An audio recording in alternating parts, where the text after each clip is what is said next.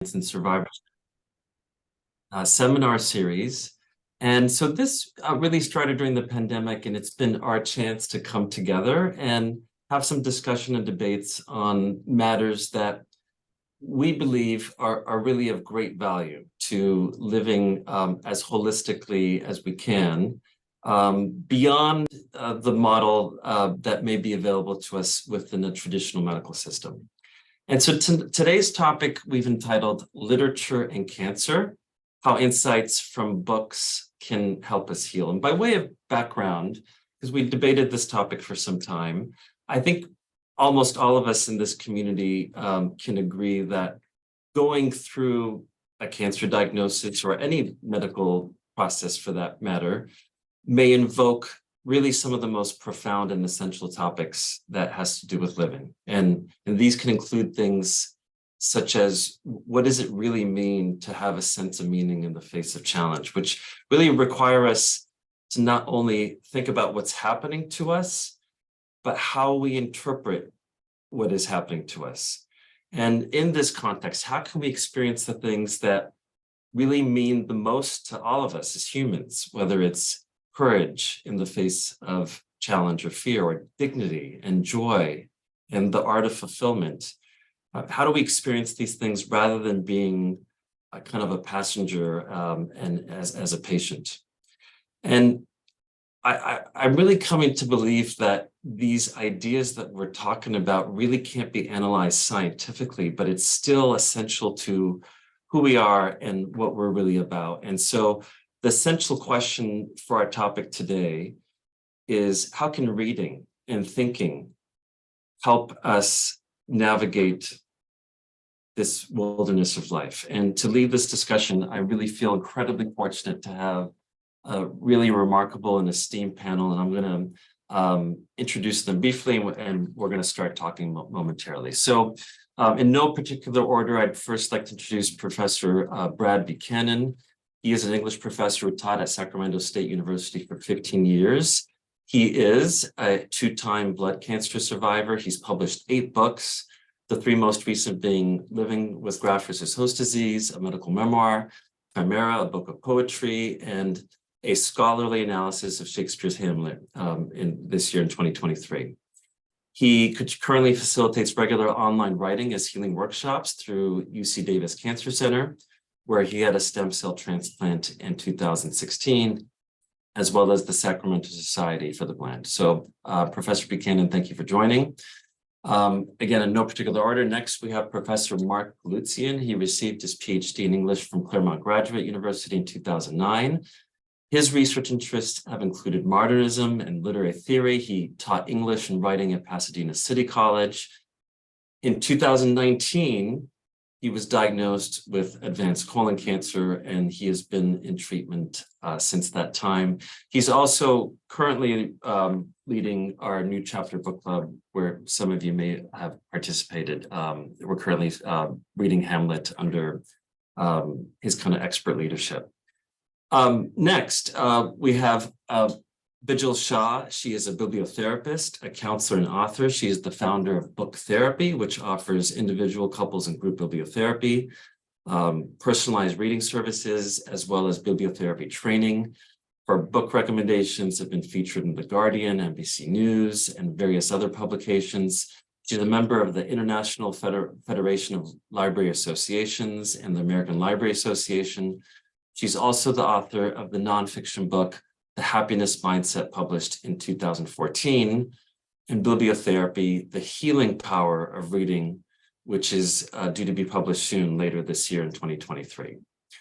I should mention she's currently in the UK, so she's joining us at 11 p.m. her time. So we're very grateful to have her graciously join us despite the time change.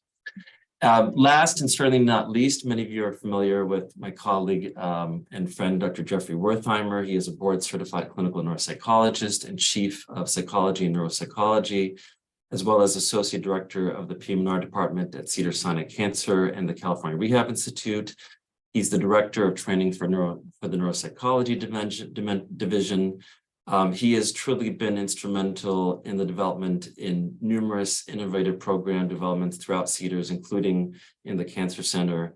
And he's quite active both in the United States and internationally. And we're very fortunate to have him as a colleague and also joining us today as well.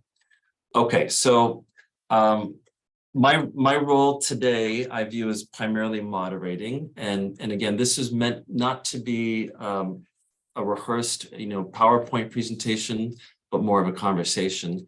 I'd like to start by offering everyone on our panel just a few minutes to give their general insights and impressions on the topic at hand on literature and healing, and then I'm going to ask you questions, and again, this is completely non-rehearsed, so in no particular order.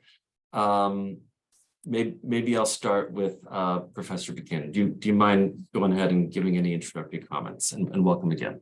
Oh, thank you very much, Dr. Asher. No, I'm happy to go ahead and give some intro. Since we have a common interest in Hamlet, maybe that's not a bad place to start. I mean, after all, Hamlet's most famous speech is to be or not to be. And he goes on to philosophize in a fairly abstract way about whether it's preferable to remain alive or to basically defy death and act violently and, exact his revenge. And he decided more or less, well, it's better to sort of be cowardly and try to stay alive somehow. So that's Hamlet's viewpoint in that speech anyway. And that was sort of my viewpoint as well. And one of the things that I've had two forms of supposedly terminal blood cancer, one necessitating a stem cell transplant, the second necessitating attendance at a clinical trial in New York after my stem cell transplant when I was still extremely ill with graft versus host disease.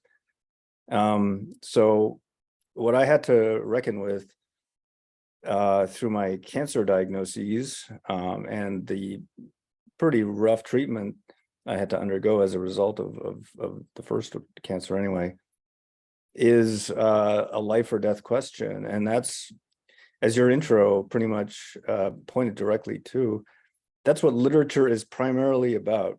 It's about life and death struggles. I'm particularly interested in poetry.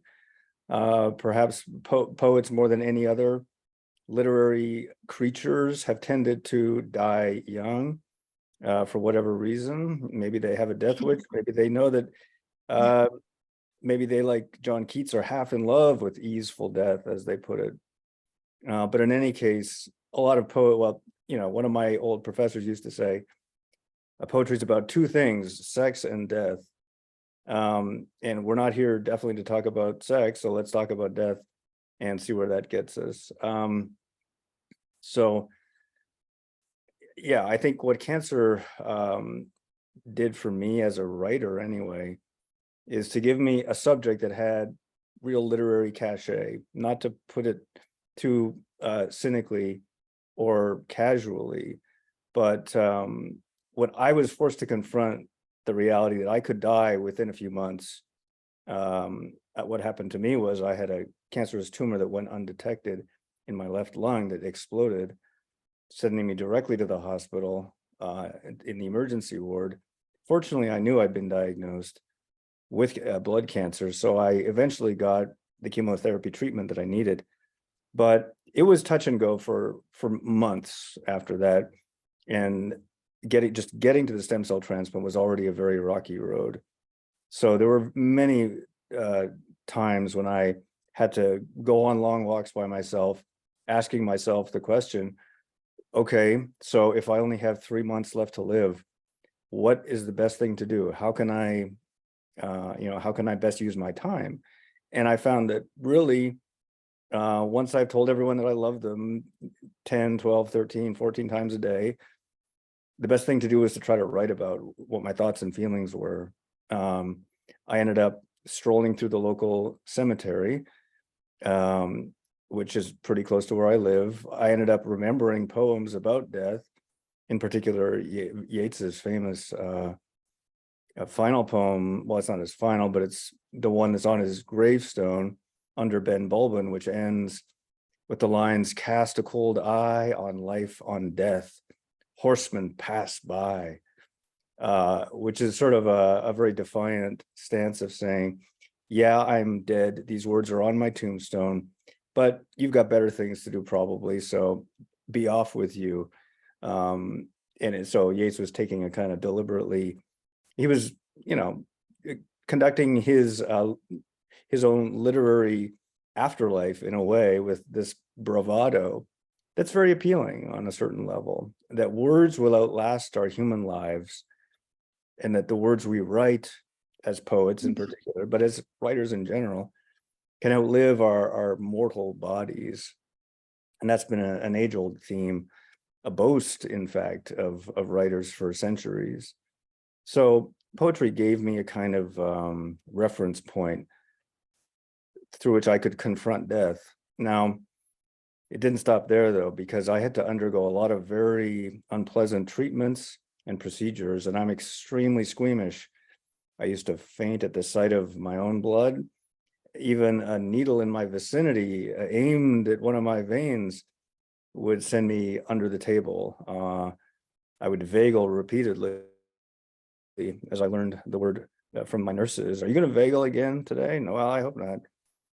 Anyway, so what I started to do is I used some of the poems I'd memorized to try to distract myself from the procedures. I used to teach British literature, so I happen to have memorized dozens of famous poems, anything from Kubla Khan by Coleridge to How Do I Love Thee by Elizabeth Barrett Browning. So when I would go in for my umpteenth PET scan, CT scan, or whatever, when you have to sit alone in the dark for half an hour with your thoughts, nothing else, cell phones have to be off, you're alone with your own mind and your own memory. And that's where poetry came to me and kind of soothed me through those really difficult, long moments between diagnosis and each treatment along the way. So poetry was a resource for me during treatment.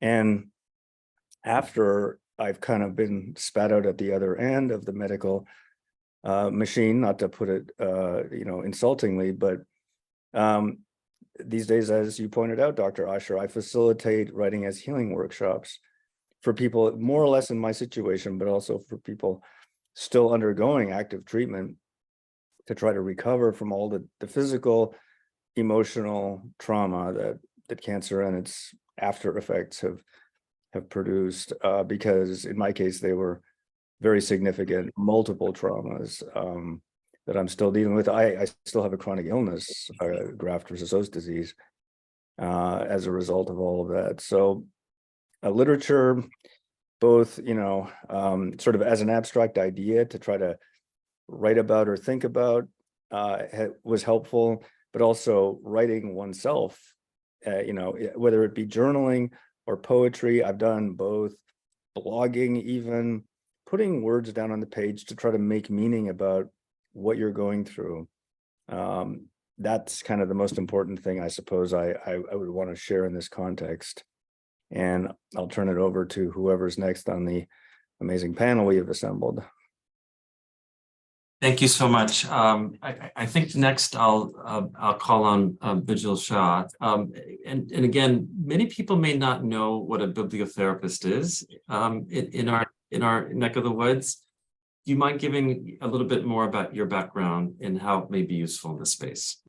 Yeah, absolutely. So bibliotherapy is actually a form of art therapy. It's a subset. It's very much using literature as a therapeutic tool. And it actually, as Professor Buchanan mentioned, it involves not only reading, but writing as well. And I call all of those techniques that we use, both the reading and writing, creative bibliotherapy techniques. And, it's not only just the reading, it's leveraging your reading as a prompt to talk about things that don't feel safe in the real world.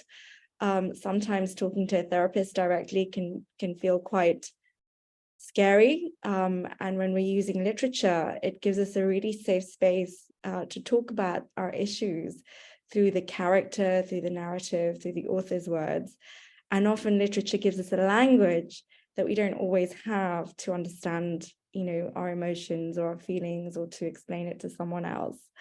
So, not only is the literature being used as a prompt, it's also reflecting how we may be feeling, and then it's also allowing us to expressively write and journal, and put down our thoughts on paper, and that in itself is healing.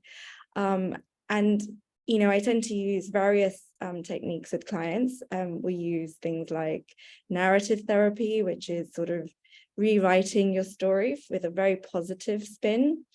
We obviously use journaling and reflective practice, but we also use poetry writing. So not only is it reading poetry, but perhaps also having a go at writing your own thoughts down onto in a poetry format, because poetry is very intimate, and we can get our emotions down onto paper directly, which really serves as a way of capturing what we're truly feeling because of the brevity and the nature of poetry as well.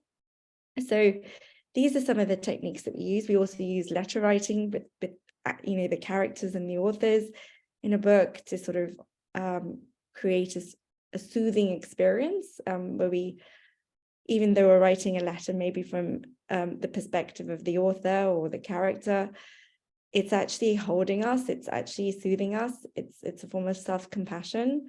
So there are various techniques that I use with clients, which involves both reading and writing. And, making this very specific to the cancer experience. I think, one of the biggest things I hear with cancer is this sense that we're alone. And, we feel isolated or less connected, because often in our day-to-day lives, it's hard to find those people who are living through what we're living through. But in literature, be it fiction or nonfiction memoir, there's always someone who knows our pain, who carries it, who holds a space for us and who can validate it. And I think, that sometimes makes the difference between a good day and a bad day. And there's been various studies now that show that, using MRIs, where the same parts of our brain light up as though, when we're reading, we're actually experiencing the event in real life. So it's very hard to distinguish between the reading experience and the real life experience. And I think in that way, we can actually curate the life experiences that we want to feel by choosing what we want to read, that is going to help us feel more connected, that's going to, hold us, that's going to empathize with us. So, I think I just wanted to say, like, through expressive writing, through letter writing, through choosing the books that we read, we can find compassion and solace in our experience. And I mean, the only other thing I'd say is that, yeah, we all face death anxiety, no matter how old or young we are, no matter what stage we're at in life. And obviously with cancer, that's completely, amplified. And there's the anxiety, there's the anger, there's the frustration, the unfairness of it all. But what I want to say is that, we must not forget the positive emotions. There's hope, there's optimism, there's novel treatments all the time. And I think sometimes it reminds us that, we actually, in the time that we do have, we actually can feel more alive, because we know that this is the time that we have. And there's this children's book called How to Live Forever, which is actually wonderful, because it sort of resonates with what Professor Buchanan was saying about leaving traces of ourselves and our words, and that's the legacy that we have, which in a way does allow us to live forever. So, I kind of wanted to just bring that in. And in my experience, I've always found that, the right book always finds us at the right time. So there are lots of cancer memoirs, and I've got a reading list that I can send around after. for people who might be interested in fiction or nonfiction, and even some children's books that would be helpful to just go through or read. So yeah, I guess I just wanted to end on that note. Yeah. Thank you so much. That's really interesting to me. I actually have a number of questions that conjured up, but I'm gonna come back to that hopefully in a few minutes. Next, I'd like to ask Professor Mark Paloutzian, and again, many of you are familiar with him from our book club, for his introductory comments. Mark, please go ahead. Thank you so much. Thanks, Bijal and Brad. Thank you so much. I will begin with something impossibly broad, and within 7 minutes, I'm going to move to a very specific and relevant point. So our topic is cancer and literature. I dare say literature is more difficult to define than cancer. What is literature? For our purposes today, just for our purposes today, I'm going to hazard a working definition of literature. For today, literature is an engagement, most often through language, with life's most fundamental and essential questions, often structured in the form of narrative. Second, literature is the process by which we produce and infuse meaning into our lives through these essential questions. And third, literature is the manner in which we articulate ourselves and come to envision our own lives as works of art, understanding who we are and what matters to us most. This is impossibly broad, but very pointed. Now, with this, when we enter the domain of cancer, we are already in a literary space, in the very least insofar as we understand ourselves within a narrative of living and dying, and in which all of our assumptions are called into question, indeed, in which meaning itself is called into question. And so, because literature always presents questions of meaning, literary questioning is at play when we consider the meaning of cancer or of our own meaning in the face of cancer. Now, my claim here is that literature and cancer are always intersecting and always overlapping. How does this work?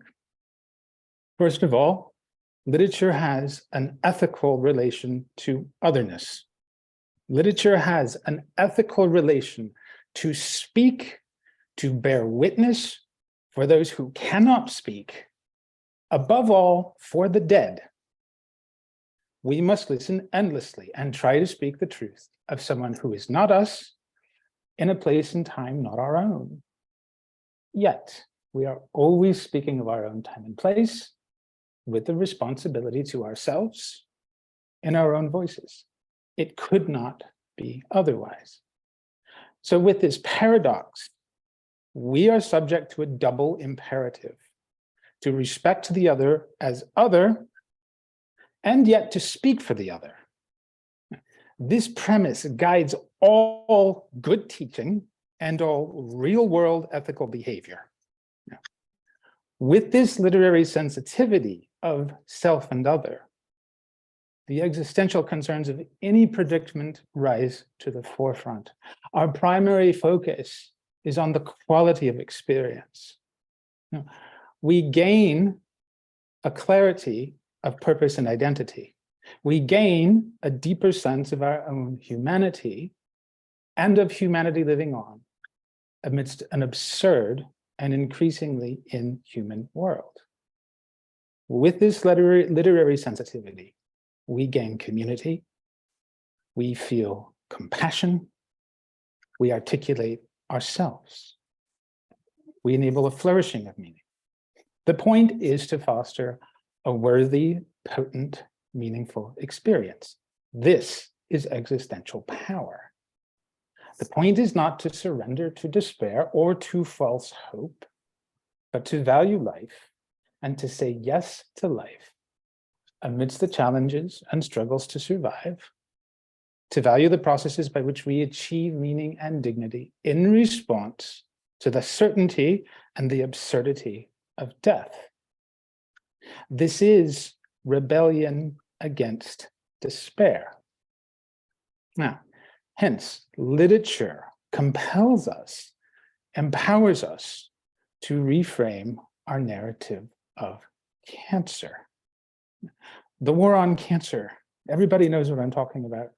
Now, I understand why this trope and the metaphor of the war on cancer can be vital and effective for economic, political, social, and medical campaigns. Indeed, I'm very sensitive and so grateful I'm the beneficiary of those campaigns. But from the patient's perspective, what does it mean to win? As these domains of literature and cancer overlap, this is the perspective that we are asked to consider. So in its current iterations, the metaphor, the war on cancer, from the patient's perspective, it is disempowering. It is almost always a losing battle for the patient. To win generally means complete cure, or as I see it, the unspoken conditioning of winning is to escape death altogether, to never die.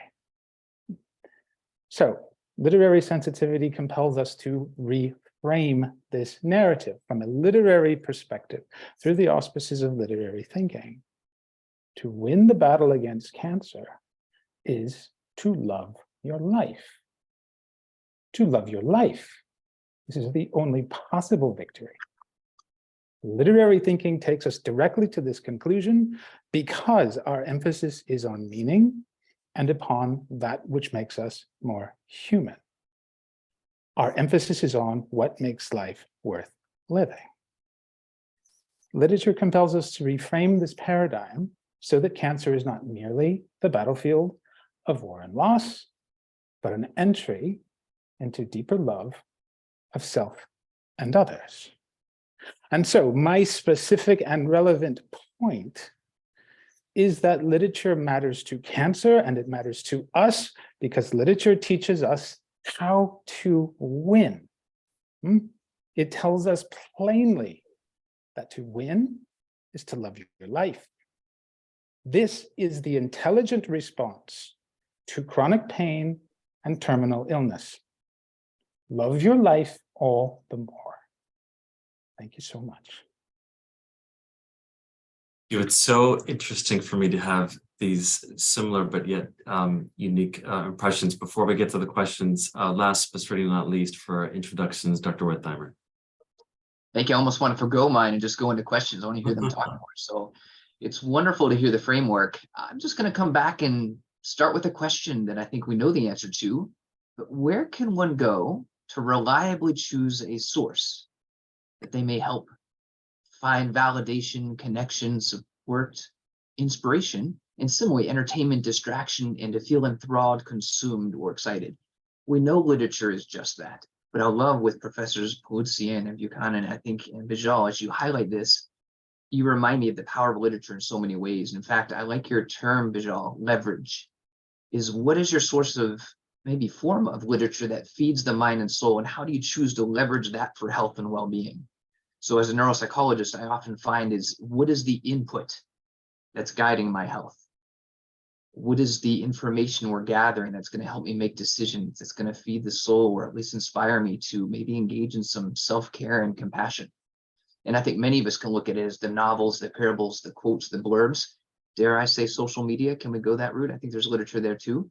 I think there's a way of how are we accessing all that literature out there, but taking advantage of the empowerment to find the literature that really speaks to us. Because as we know, we can find that health and wellness can be benefited by this, the inspiration that's out there, but can also create challenge. It can also really maybe challenge our beliefs, our thoughts, etc. But what I want to do is kind of just highlight a couple of thoughts. I was thinking about it last night and today, I think, what is the literature that we want to talk about in healthcare? So I was reflecting on self-help. How many of you have read a self-help book by definition? How many have we gone to that literature? And it's really been extraordinary that in the last decade, I think it was, if I remember correctly, 2013 and 19, self-help exploded by like 10 to 13% of something of that nature. And there are 15,000 books published a year in the self-help book industry. But we know you don't have to go to self-help alone. I think which is being inspired by our experts here is there's so many profound literary specialists out there. You talk about the greats of Hamlet, Shakespeare, Yeats, Nietzsche, who I love.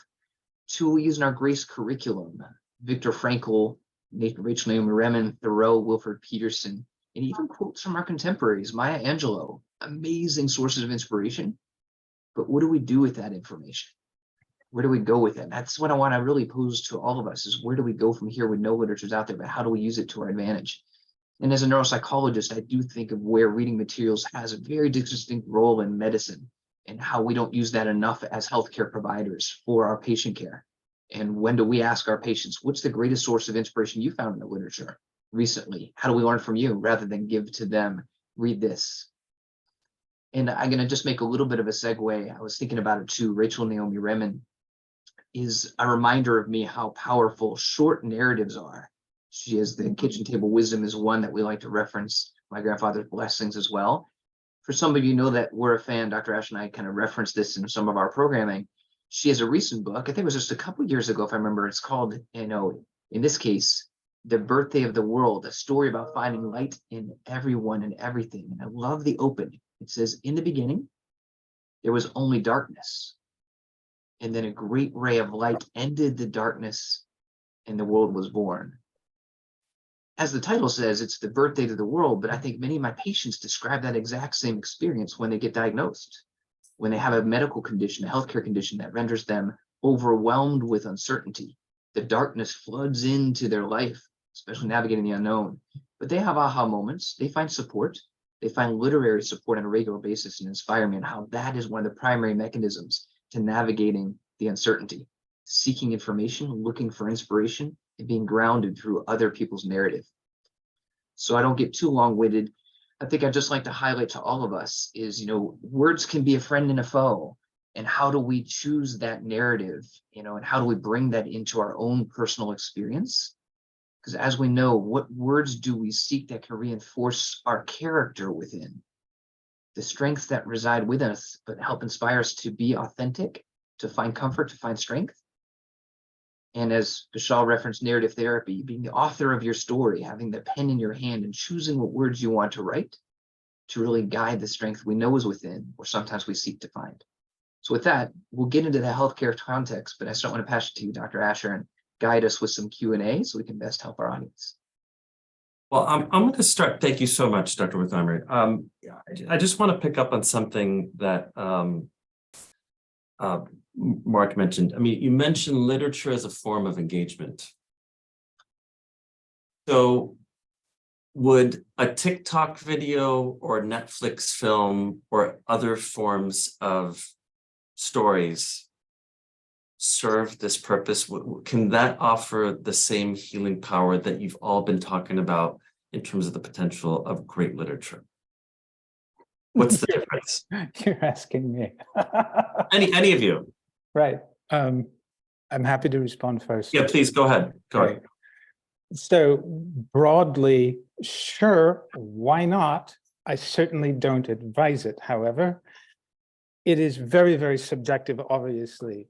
You can read extraordinary depth into just about any text you choose. A cookbook, for instance, might do it for you. That is not the same as reading Shakespeare's Hamlet.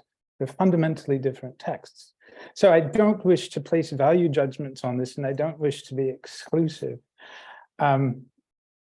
Forgive me, though, I have never in my life seen a TikTok video, so I have no idea what I'm talking about. Neither have I, but I would. Let's talk about it, though. I would say it's a very wonderful question. It's actually very difficult to answer.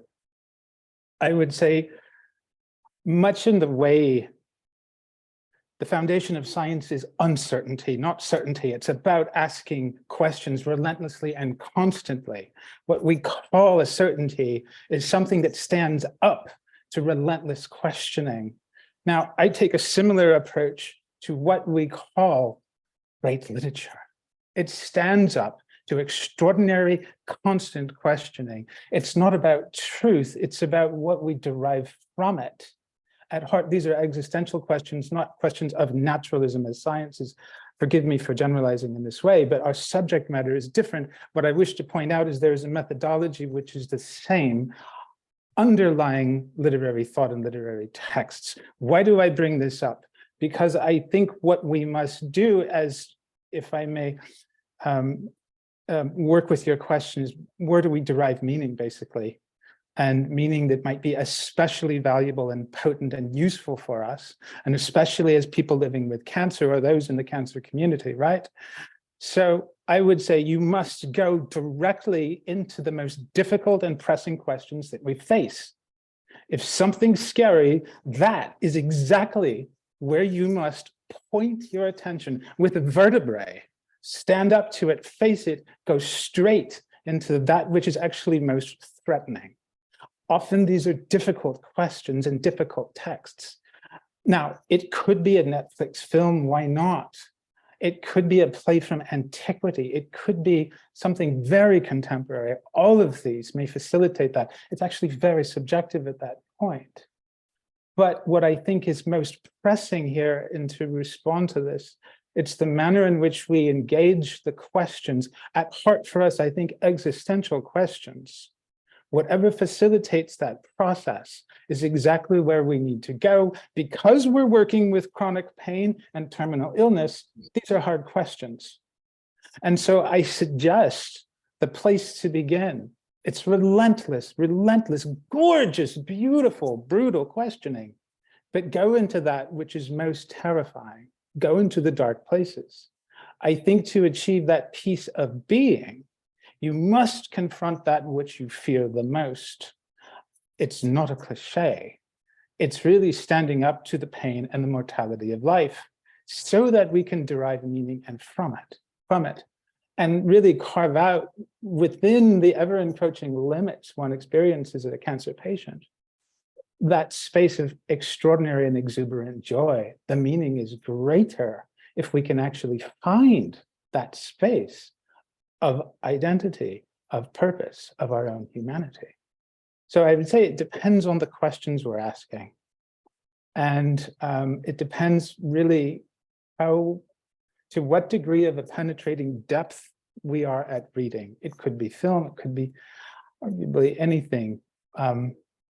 So forgive me for not giving a specific response. I'm not going to say go to a comic book, or I'm not even going to say go to your Shakespeare.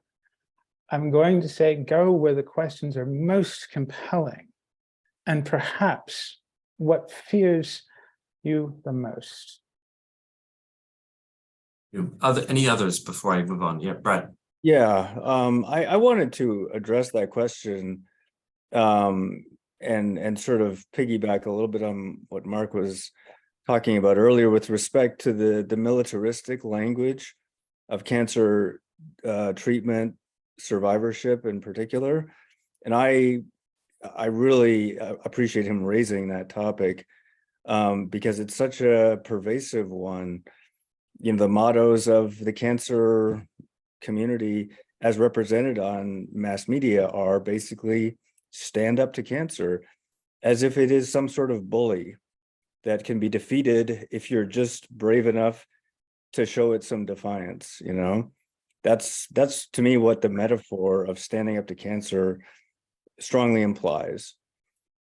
And with that go all kinds of other violent militaristic metaphors, culminating in, you know, when someone dies as a result or of cancer or a complication from cancer, it's he or she lost their battle with cancer.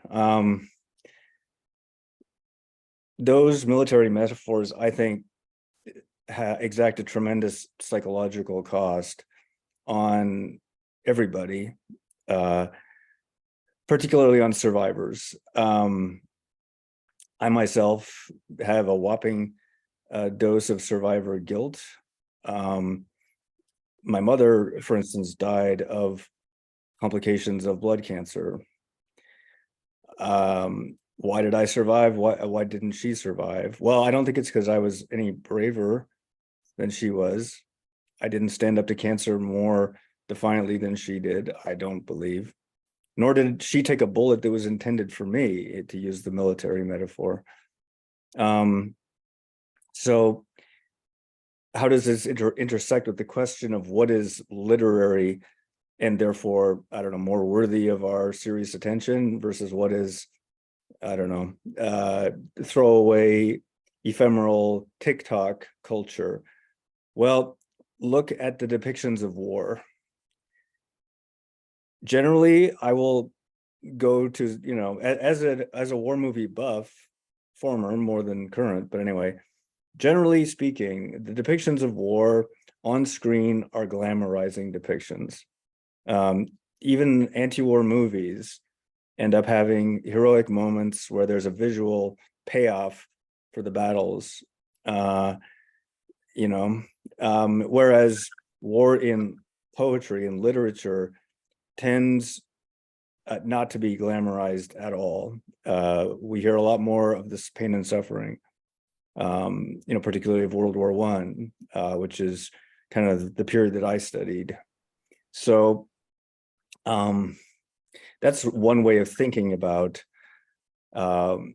weighing which media you want to tap into. I mean, frankly, when I was undergoing cancer treatments, I did want to feel like a quote unquote cancer warrior. I did want to watch, you know, like Rocky movies, for instance, where you know, the protagonist has to be brave to go in and fight his nemesis again and again. But after your treatments are over, and if you're, for instance, stuck with a chronic illness, let's say, that you can't, whose butt you cannot kick, let's say, which is exactly my situation, all of that warrior mentality just becomes a very heavy burden that I can't stand any longer. So anyway, those are my 2 cents worth, piggybacking a little bit on what Mark has, I think, very helpfully and rigorously presented to us. Thank you. Any other comments before I shift gears? I just wanted to add that, you know, when I'm curating literature for clients, it's really about connection, and what depends what the client's reading preferences are. So if they connect with, you know, movies more than literature, then that's a great starting point. It's all about, you know, following a traditional counseling methodology. It's all about identifying with the characters, having a sense of catharsis, and then gaining insight from your situation. So I think if movies and cinema or TikTok videos do that for you, then great. And if literature does that for you, then wonderful. But I would say that literature actually is a little bit deeper than the movie, because the movie is always one person's version of the story, whereas, you know, with books and literature, you're actually able to live it yourself and really get into the psyche of the person, and then, you know, almost it's a very self-validating experience than a movie is. But having said that, I have connected to movies before and, you know, really felt the emotions. So that's just my 2 cents on that question. One little bit I'd like to add is I think what's most useful from the patient's perspective, it's not merely feeling through a set of emotions, but it's thinking through the questions. It's a cognitive exercise as well as an affective exercise. Okay. Now, whatever text facilitates that best, it could be film, it could be the written word. What we call literature is an impossibly broad category, right? But traditional, with a capital L, literary texts are more likely to compel one to think through questions as well as feel through. The feeling pretty much happens automatically anyway. Now, that kind of cognitive process of working through basically philosophical questioning, that process is not inherent in some of the things you were mentioning, right? This is, I don't mean to belabor this point, other than to say the process of thinking through those questions, I think, is actually paramount to arriving at a healthier place on the other side of the literary experience. What do we actually gain from it? It's not merely an emotive thing. It's something we engage with our minds, and we address the thoughts themselves. It's the thinking, it's a verb actually, thinking through those things. So it should be challenging to us, and it should be something transformative in a way. Not to be grandiose about it, but we should have something on the other side of that literary experience that we don't have on the forefront of it. So actually what you said is getting me thinking. We've been talking about literature and its potential power primarily from the perspective of the patient. I don't know how many clinicians are in the background, but how much of my time, let's say as a physician, should I spend reading medical journals and about studies and new medications and protocols versus what would be the value in reading literature for your doctor? Would you want your doctor to spend some time reading great literary works? Would that help with the practice of the art of medicine? Or would you rather just say, you know what, just stick with the textbooks and leave the literature to us? What would you say? Well, I mean, you made me think about John Keats, and when he was as a doctor, he was also a poet, and he'd be reading poetry to his patients. So I absolutely think that physicians should have literary texts to read to their physicians, because I think it probably better captures the experience of the patient than the dry medical journals do. Not to belittle them, because obviously there's a lot of value in the medical journals, of course, but from a patient's perspective, they want that understanding, which I think literature will absolutely give them. And yeah, I would Wanted to put a plug in. I think Yale has, and I think Yale actually has a poetry reading list for doctors, if I'm not mistaken. So there you go. Yeah, I wanted to put in a plug for Rita Charon's book, Narrative Medicine. I see nodding heads, which is basically kind of a plea to doctors to see their patients as not just, a set of symptoms in a given moment in time, but as human beings who are, trying to tell them a story about their lives, their illnesses, their fears or whatever, and to ask the doctor to follow that narrative as carefully and compassionately as they can, even if the patient themselves is incoherent or whatever. So that, it feels like that book ought to be present in our conversation somehow. If doctors want to know, gee, where do I start? Should I read Homer right up to, today, Maya Angelou, or what? How can I apply all of this literature? Well, maybe that book will give them a kick in the pants, at least, to get going. Hey, great. I just Any want other to add comments? really quick. Yeah. You're talking to a biased group here, though. You're asking literary people. But I must point out, first and foremost, please read your medical journal. That's more important. I'm not asking you to be a literary professor. No. I'm asking you to be my medical doctor first, right? And then please be well with your beautiful family. That's important too.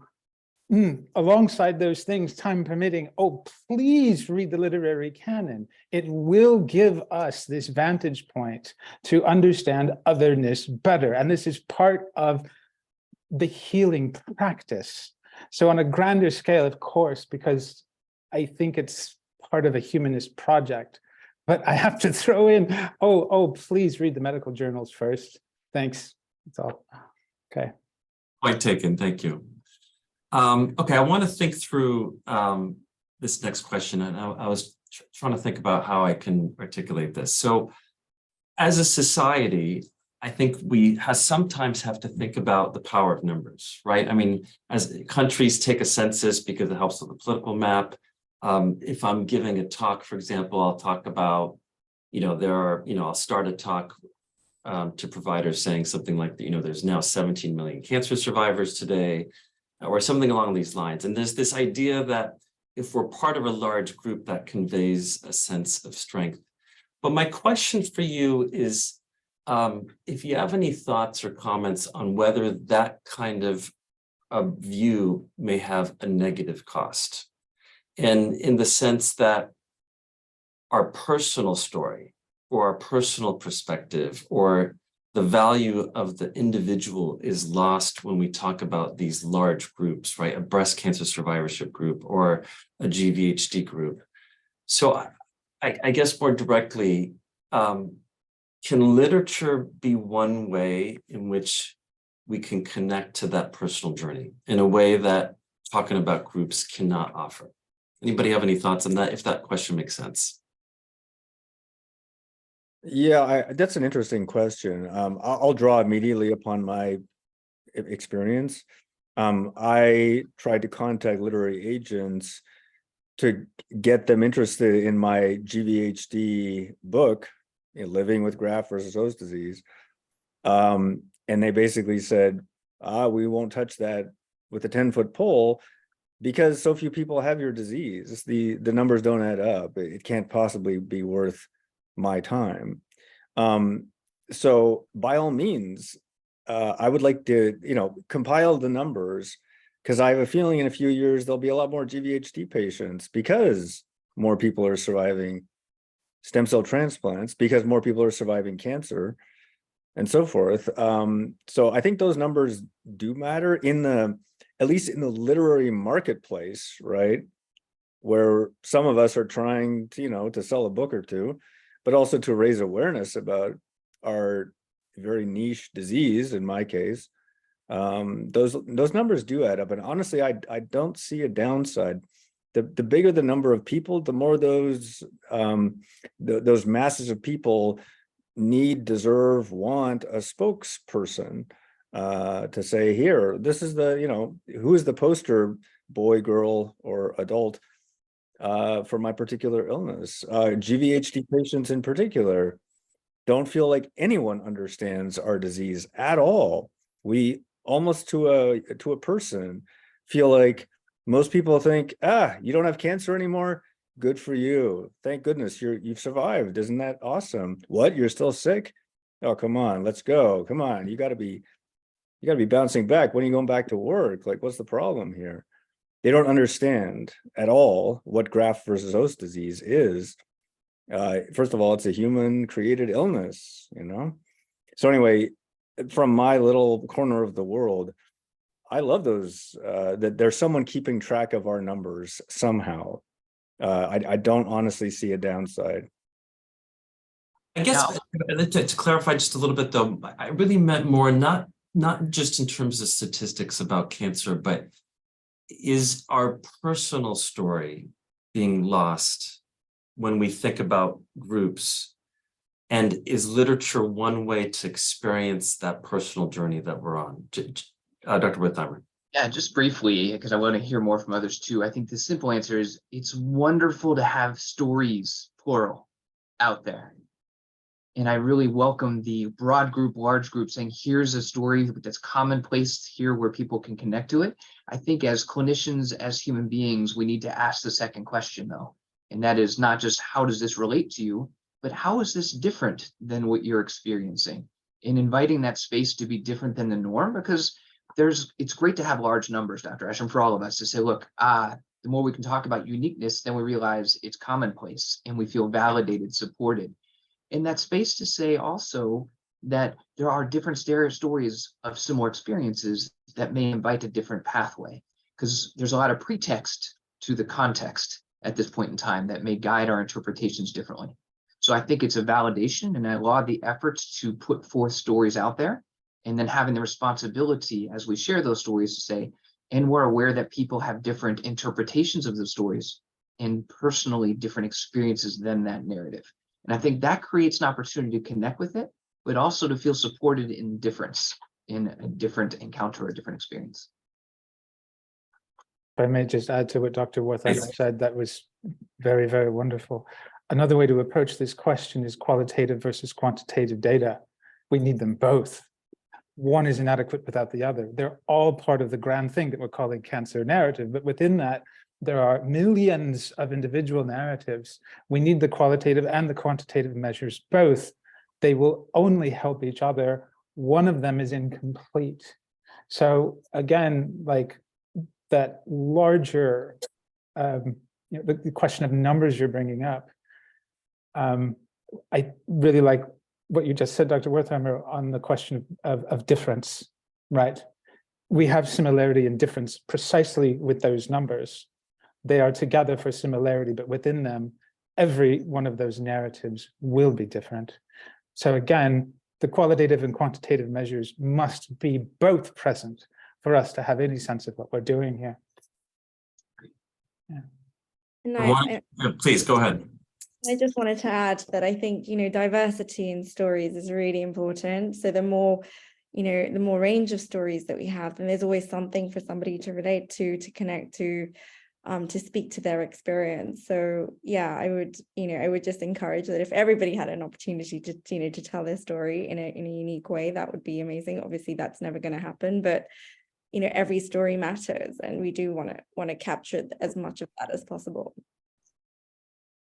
I want to be sensitive to time, and so to our audience, if there's any questions, feel free to put it in the chat. I'll try to get to them if there's time, but maybe I'll ask you all a short question. I think this will be short, but I'd love to put you on the spot.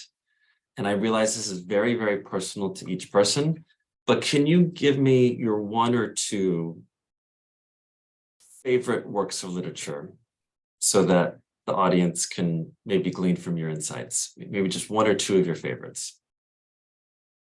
And briefly, if you can do it briefly, why? I'm sure people are going to be taking notes on what they're going to check out from the library or order from Amazon this week. So no particular order. Let's start with Professor Paloutzian. Go ahead. Okay, the first one, Samuel Beckett's 3 novels. In particular, the last of those 3 novels is called The Unnameable. It's Malloy, Malone Dies, and The Unnameable. But an enormous warning label. Most literary people hate these novels. So why? Because the questions are unceasing and unrelenting. And we are so further away from certainty with every passing page and sentence.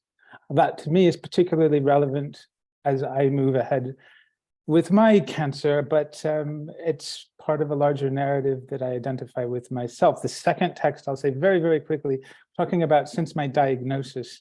Since my diagnosis, one of the books that I've kept close to me is The Myth of Sisyphus by Albert Camus, which is a philosophical essay, not a work of fiction.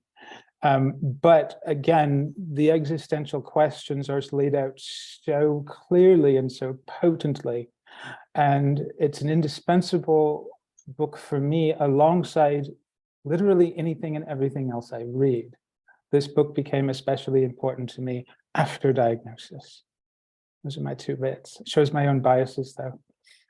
And maybe we'll be able to package this list and send it out to everyone who registered. But next, Professor Buchanan.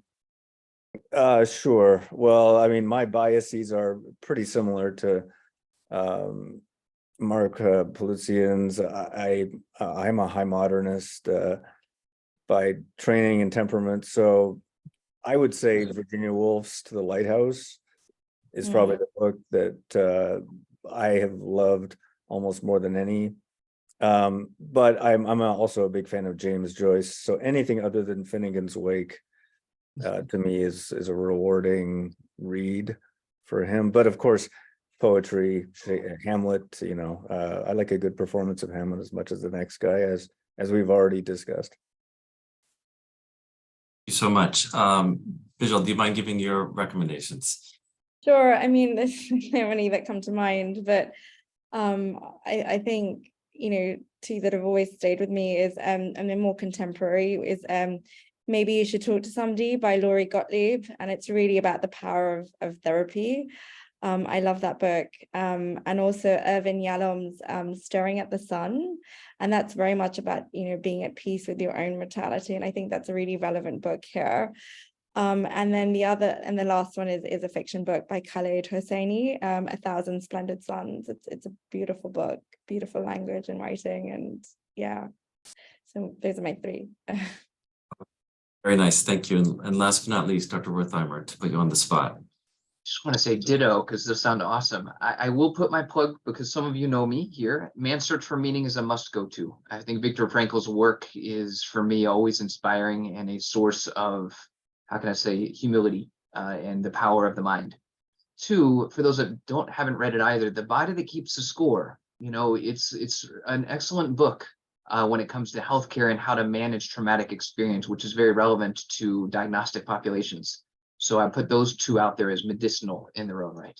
Can I put you on the spot though, and nudge you to give just a nonfiction, excuse me, a fiction book too? Oh gosh, on the spot, a fiction book. I don't venture there too often, which is my Okay. challenge. Okay, maybe you could think about it. List. I will, Okay. that's homework for me.